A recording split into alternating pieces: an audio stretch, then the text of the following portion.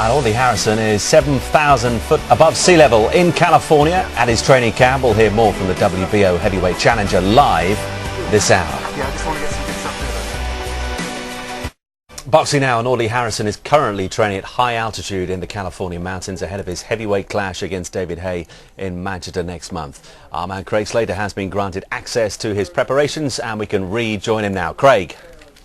Thank you very much and welcome back to Big Bear Mountain. And as you can see, Team A Force have finished their early morning run, or they're coming to the end of it, and finishing at a canter as well. I'll just step to the side so you can see Audley Harrison there and his brother Terry behind them. They're leading the pack. But this is all about high altitude training. If you don't know too much about altitude training, it really benefits athletes in two main areas. On the one hand, it buffers hydrogen ions. Now that means you can combat lactic acid in your muscles much, much better. And for a muscle-bound guy like Audley Harrison, the danger is that, lactic acid could pile up during a fight. He could tighten up and that kind of thing. So this kind of training is beneficial for that.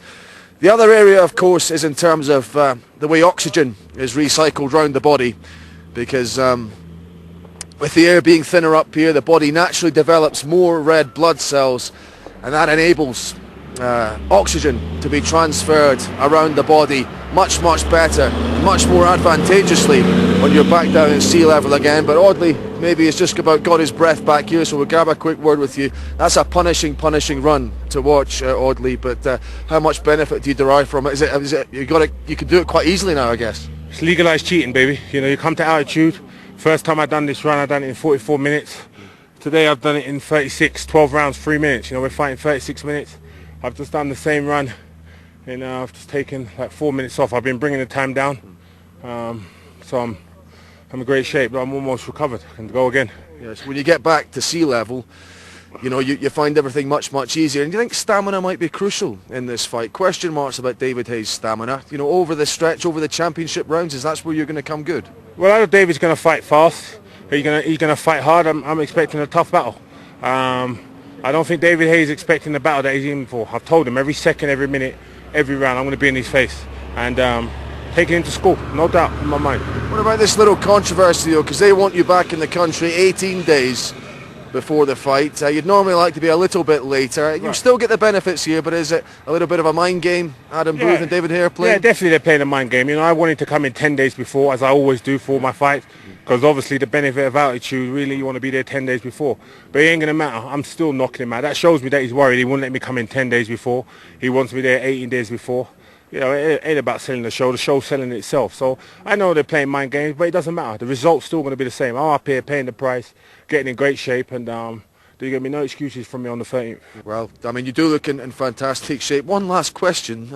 As we were listening down here, we heard a gunshot go off. You didn't encounter any bears, did you?